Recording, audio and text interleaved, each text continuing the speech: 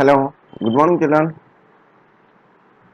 Welcome to my class periodic classification of elements. In our previous class we have studied different types of classification of elements, Davonier triads and law of octaves. We also studied limitations.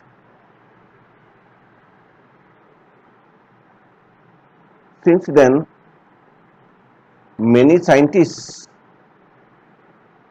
attempted to classify the elements to group together.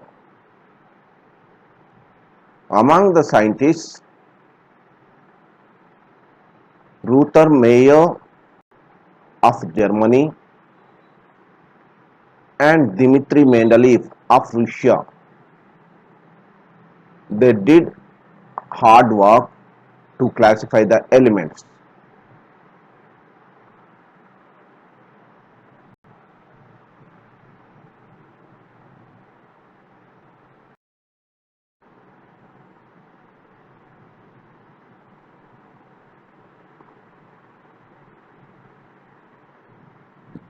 In the year 1869,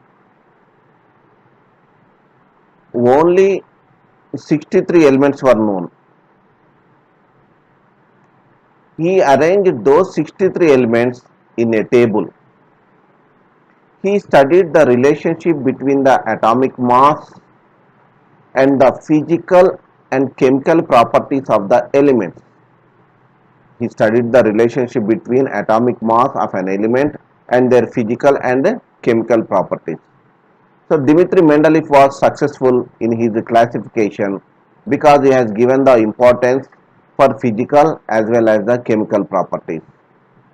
So what do you mean by atomic mass? The mass of an atom is called atomic mass. What are the units? It is measured in atomic mass units. Let us consider an example. Hydrogen. The atomic mass of hydrogen is 1 AMU and atomic mass of carbon is 12 AMU. What do you understand by physical properties? Physical properties are nothing but melting point, boiling point and density. So he considered the relationship between the atomic mass and the physical properties and chemical properties. So what do you understand by chemical properties? Chemical property is nothing but how an element reacts with other elements. He considered hydrogen and oxygen. Hydrogen and oxygen. Why? Because hydrogen and oxygen reacts with many other elements and forms many compounds.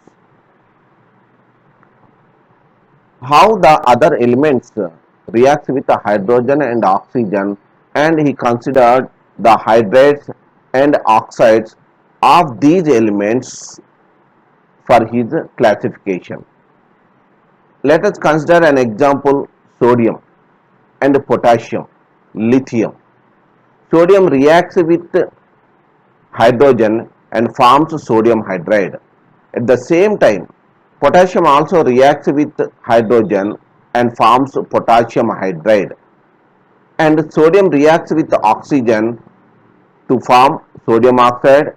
Potassium also reacts with oxygen to form potassium oxide. If you consider R is an element, then RH is the general formula of hydride and R2O is the general formula of oxide. So these all will have the same chemical properties. So they are kept in the first group. So they are grouped together because they have the similar chemical properties. So Mendeleev used the formula of oxides and hydrates to group the elements. Are you clear about that one? So he used or he considered the formula of oxides and hydrates to group the elements.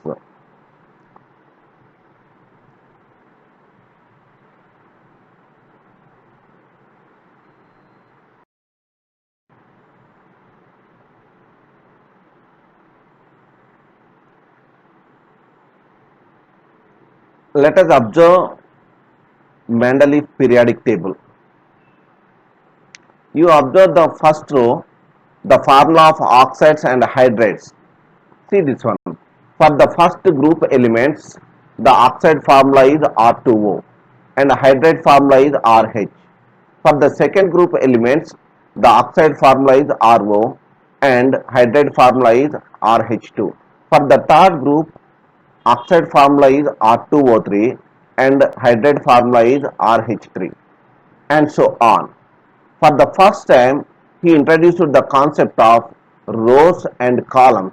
Rows and columns. See, these columns, there are 8 columns are there. These 8 columns are known as groups, and these rows, 7 rows are there. These 7 rows are considered as the periods. So Mendeleev observed repetition in physical and chemical properties in the groups. See this one: 1, 2, 3, 4, 5, 6, 7 and 8. So the elements, all the elements which belongs to the first group will have the same properties, and second group will have the similar properties. All these elements which falls in this group, particular group, will have the similar properties. So after observing careful observation, he enunciated his formula like this: the properties of the elements are the periodic functions of their atomic masses. Periodic functions of their atomic masses or atomic weights. So what is Mendeleev periodic law? Mendeleev periodic law says that the properties of the elements are the periodic functions of their atomic masses.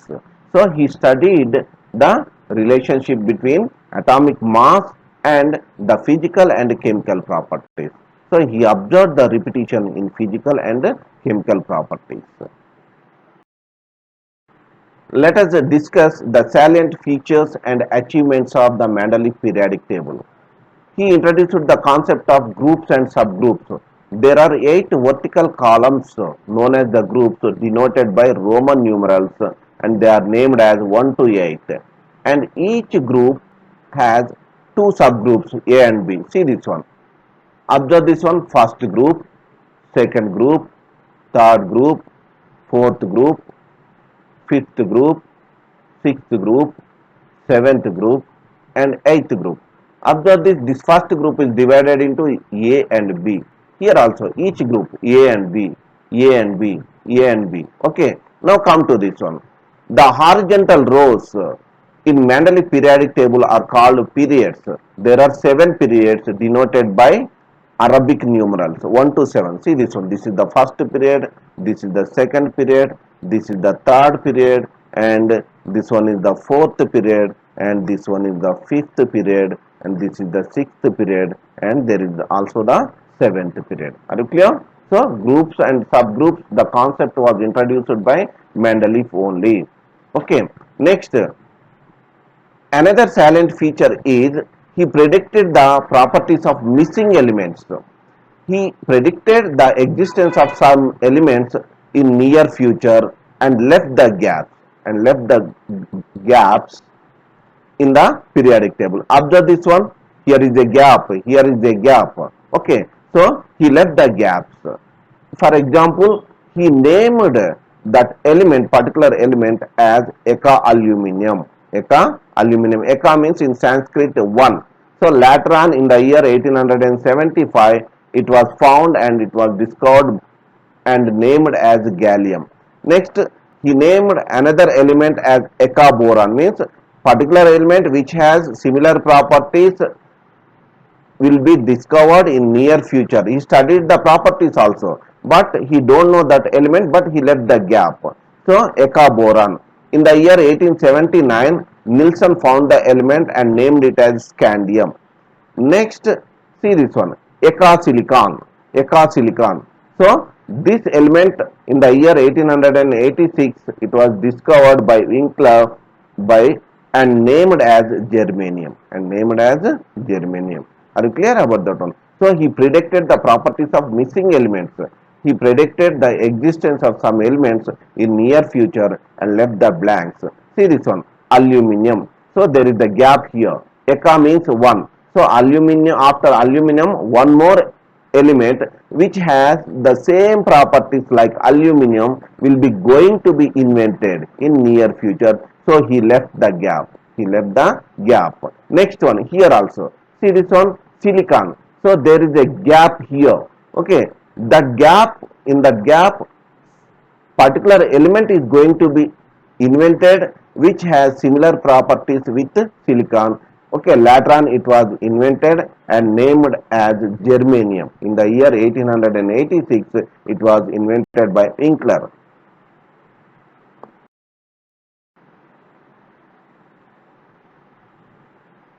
Next, he also corrected the atomic weights of few elements. He corrected the atomic weights. He corrected the atomic weights of few elements like beryllium, indium, and gold. Beryllium, indium, and gold. He corrected the atomic weights. So, for example, you take the case of beryllium. In those days, beryllium atomic weight was 13.5. 13.5. He corrected it as 9. He corrected the atomic weight as 9, and he also predicted that the valency of beryllium is not 3, it is 2 only. It is 2 only. That's why beryllium has to be placed in the second group. It has to be placed in the second group. Okay, so not only that beryllium, he corrected indium and gold. He proposed atomic weight is equal to equivalent weight into valency. He used this formula to correct the atomic weights of the elements. Next, you observe the periodic table of Mendeleev. There are anomalous series is there. Anomalous series means he predicted that elements with similar chemical properties, could be grouped together. He thought that the elements which have similar properties will be grouped together. But if you observe few elements, cobalt like cobalt and nickel, see this one, in some places he placed an element with a higher atomic mass before an element with lower atomic mass. Observe this one, cobalt. Atomic mass of cobalt is 58.93 whereas nickel is 58.71. So the element cobalt is placed before nickel. Actually it has to be placed after nickel. Next you see this one, tellurium 127.60 and iodine 126.9. Are you clear about that one? So here it is higher when compared with the iodine. So lower atomic mass is placed after the higher atomic mass element. Next you take the case of argon. Argon is 40 and potassium is 39.10. So argon is placed before potassium. Instead of argon has to come after potassium. So that is nothing but anomalous series. So he thought that these elements have the similar properties. That's why they can be placed apart from the atomic weight.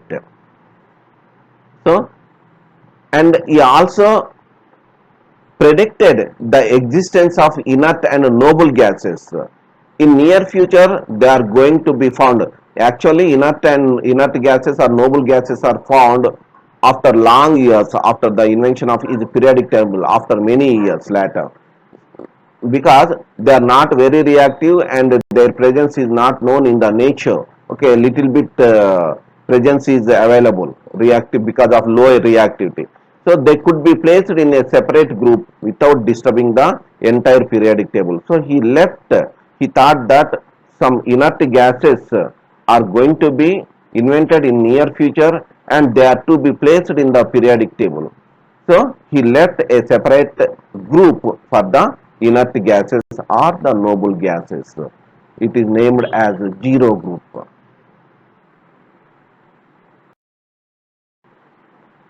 Let us study what are the limitations of Mendeleev periodic table.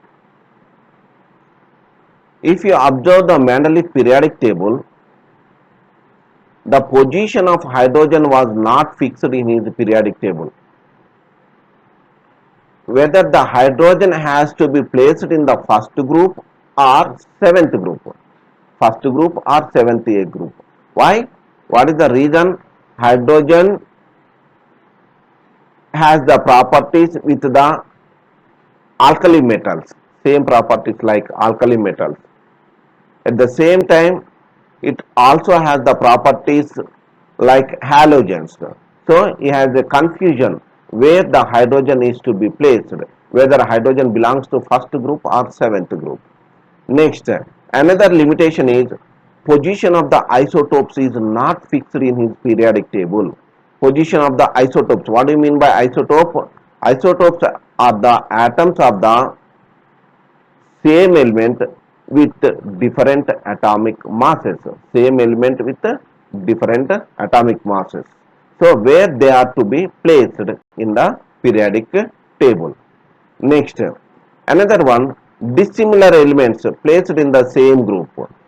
Dissimilar elements means, for example, if you consider first A group, 1A group, lithium, sodium, potassium. Next, this lithium, sodium and potassium and copper, silver and gold, they all belongs to first group, but these three belongs to first A group and this one belongs to 1B group. Copper, these are known as coinage elements. What do we call them? Coinage elements. But these are the alkali metals. Alkali metals and coinage elements are placed together in the same group. Next, another one. Consider the seventh A group.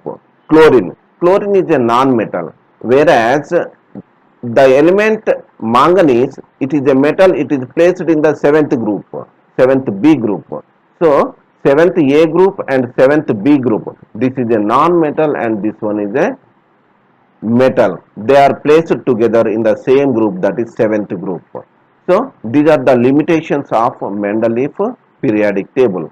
So, though some limitations are there, but in those days the presence of subatomic particles were not known. Though he doesn't know the subatomic particles, he don't know the electronic configuration, he predicted and classified the elements into groups and columns. So, in his honor, the 101th element was named as Mendelevium. What is that? Mendelevium. So, Mendeleev contributed a lot to the periodic table. So, he is considered as the father of periodic table. Thank you children for watching my class. If you have any doubt, please post your doubts to my WhatsApp number.